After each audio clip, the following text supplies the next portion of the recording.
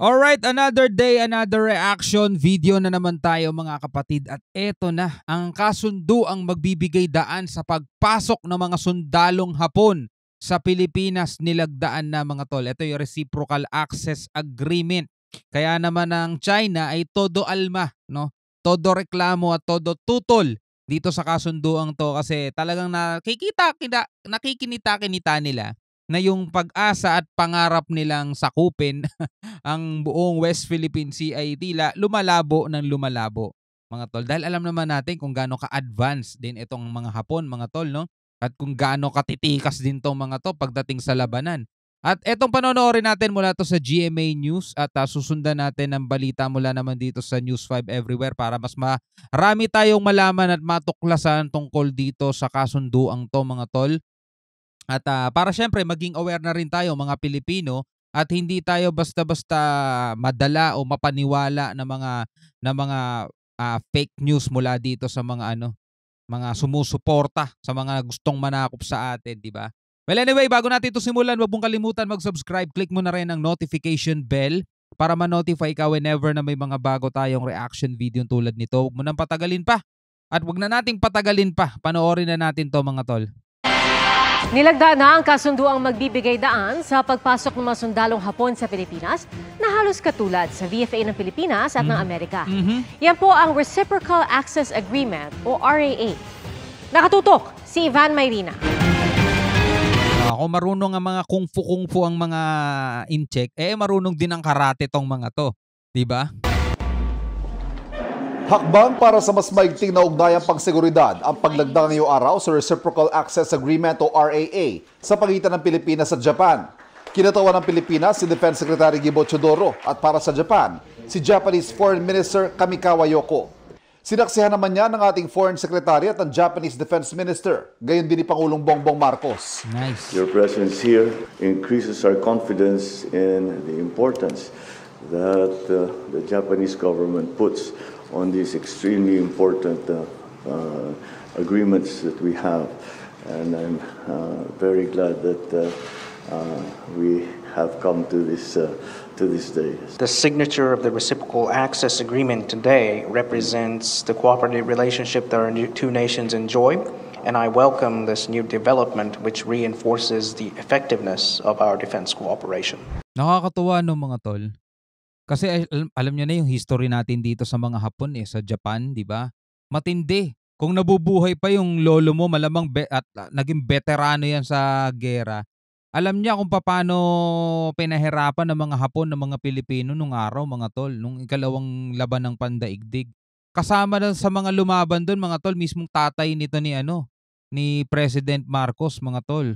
Di ba? Isa yan sa mga nakipaglaban doon. At pero tignan mo na ngayon, eto na yung sinasabi nating bagong mundo, 'di ba? Nakikipagkasundo na tayo sa kanila ngayon at talagang na tayo, alliance. No, unlike sa mga kasama na natin dating-dati pa, panahon pa ng mga Kastila o baka nauna pa nga to kay Magellan sa mga Kastilan dumating sa Pilipinas mga incheck, 'di ba? Do alam naman natin, mga tol, hindi naman lahat ng Chinese pabor sa ginagawa ng kanilang gobyerno. Pero sana man lang isinaalang-alang ng kanilang gobyerno yon. Etong Pilipinas, kaibigan natin to. Matagal na natin tong kaibigan itong mga Pilipino. Wala 'Di ba? Basta ganid talaga, ganid sila Bibigyan daan ng RAA ang pagpasok ng Japan Self-Defense Forces sa bansa at ng mga sundalong Pilipino sa Japan para sa joint training exercises tulad ng pinagtitibay ng Visiting Forces Agreement sa pagitan ng Pilipinas at Amerika. Bibigyan daan din ito ang pagbibigay ng humanitarian assistance ng Japan sa Pilipinas sa panahon ng kalamidad. Magaling sa ganito ang Japan, mga tol. Magaling sa ganyan. May mga napanood nga ako dati, di ba?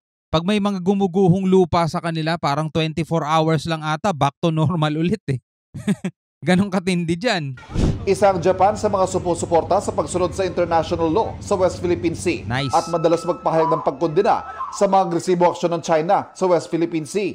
Dadaan sa Senado ang kasunduan na kailangan paboran ng 2/3 ng Senado o 16 na senador bago maratipikahan.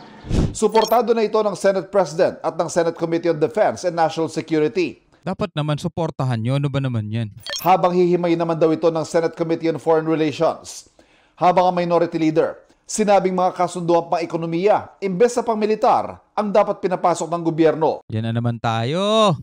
Tutol din ang ilang grupo sa RAA tulad ng Lila Pilipinas sa paniwalang makakaladkad ng Pilipinas sa gyera. Yan na naman tayo. Ayon naman sa grupong bayan, ang RAA ay pagpapalawak sa papel ng Japan sa militarisasyon ng Asya at magpapaiting lang sa tensyon sa rehiyon. Yan na naman.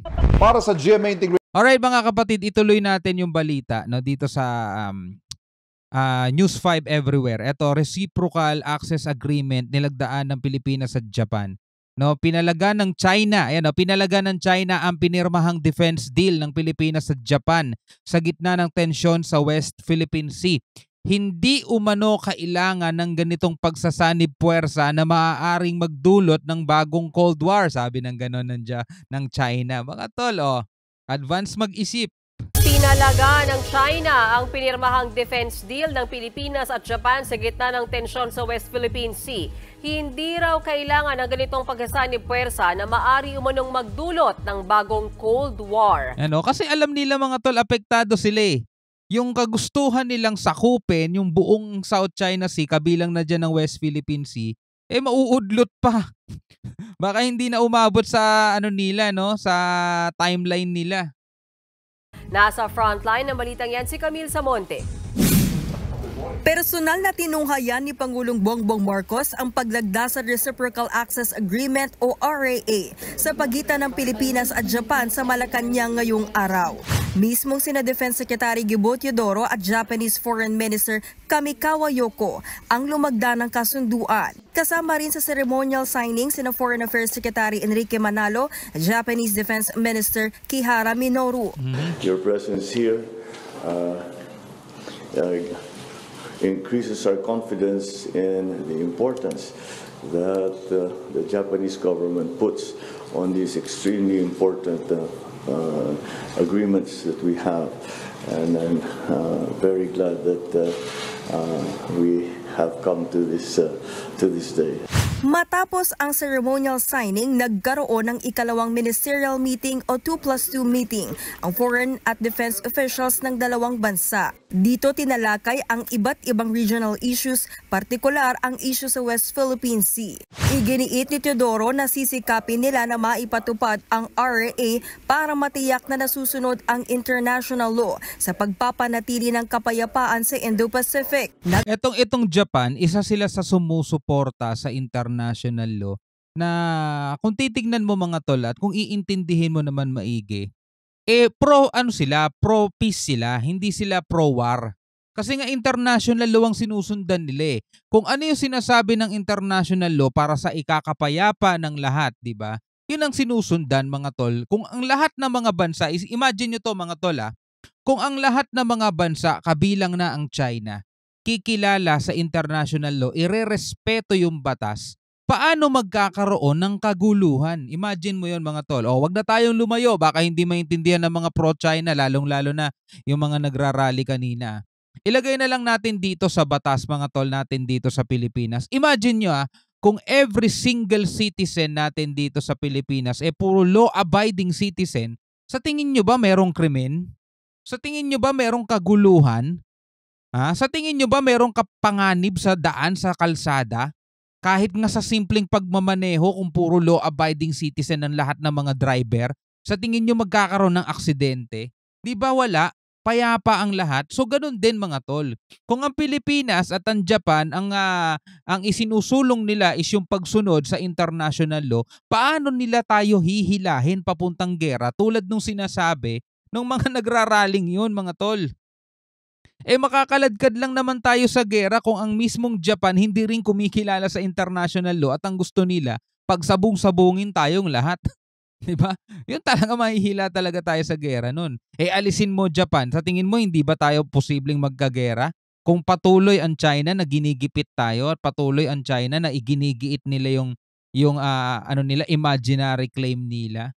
Diba? Tayo mga simpleng mamamayan kahit papano naiintindihan natin ganun lang din naman talaga kasimple yan Basta marunong ka sumunod sa batas mga tol, magiging payapa ang lahat.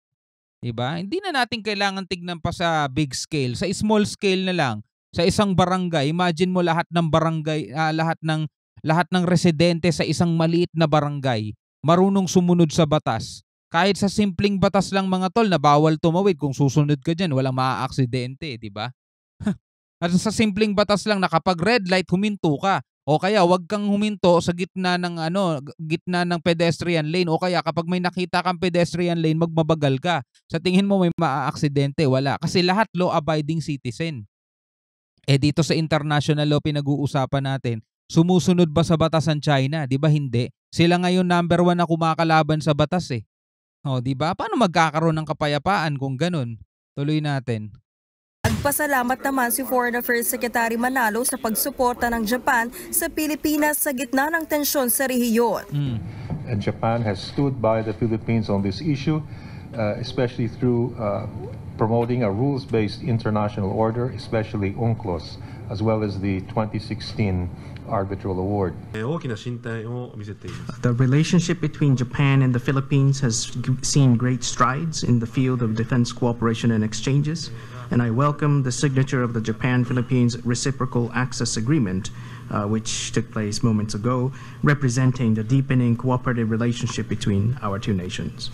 Ayon kay Teodoro, magkaiba pero meron ding pagkakapareho ang RRA sa Visiting Forces Agreement natin sa Amerika.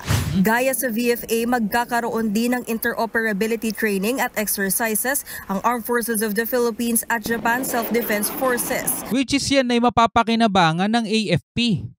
Diba? So wala dapat talagang inirereklamo dyan kasi AFP natin mga tol, yan ay tagapagtanggol ng ating bansa, hindi lang laban sa mga terorista o mga rebelde sa bansa, kundi pati dun sa mga gustong manakop sa atin kung meron man. Diba mapapakinabangan ng AFP yung mga bagong malalaman nilang skills? Diba? O anong inirereklamo ng ibang mga tao, diba? Makakatulong din daw ang kasunduan para sa humanitarian assistance tuwing may sakuna.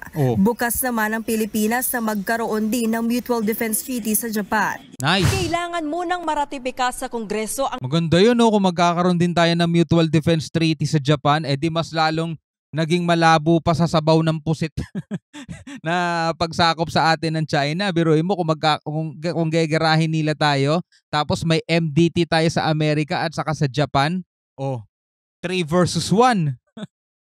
Tapos gusto pang sumali rin ng India at bad trip din sila sa China. Sa tingin ninyo yung China magbabalak pang maipaggera? Hindi na, baka manahimik na lang sila sa isang tabi. Ang Reciprocal Access Agreement ng Japan at Pilipinas bago ito ipatupad. Suportado naman ng ilang senador ang paglagda sa RAA. Pero kailangan din daw na masuri mabuti ang laman ng kasunduan para matiyak na naaayon ito sa interes ng ating bansa. Si Senate Committee on Foreign Relations Chairperson Amy Marcos iginiit na susuriin ng kanyang komite ang bawat linya at salitang nakapaloob sa kasunduan. Hanapan nila ng butas yan. Titiyakin naman daw ni Senate Committee on National Defense Chairperson Jugay Estrada na maratipikahan agad sa Senado ang RRA. Pinalagan naman ng China ang makasaysayang kasunduang ito ng Pilipinas at Japan. Ayon naman sa Beijing, hindi dapat magdulot ng gulo sa rehiyon o targetin ng sinumang bansa sa nilagdaang kasunduan ng Pilipinas at Japan. Di ba napakahilig nila sa gulo? Gulo agad ang nasa isip nila eh. Di ba? Gulo agad ang nasa isip nila mga tol.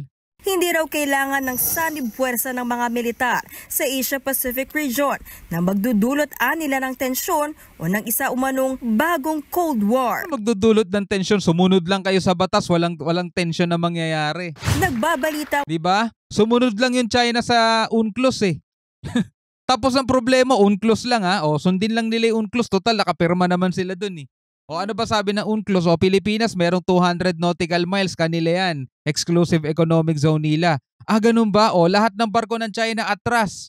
Sobra na tayo sa boundary. Atras. Dito lang tayo, 200 nautical miles ng Pilipinas yan. Huwag tayong pumasok dyan. Tanong, may tension pa kayang magaganap? Di ba? Yan ang problema. Sila sa kanila ang problema, sila ang dulot ng gulo rito. Anyway, bilang isang Pilipino, ano masasabi nyo dyan mga tol? Comment ka na lang sa ibaba. Hanggang sa muli, ako nga pala si Shovel D. Peace out.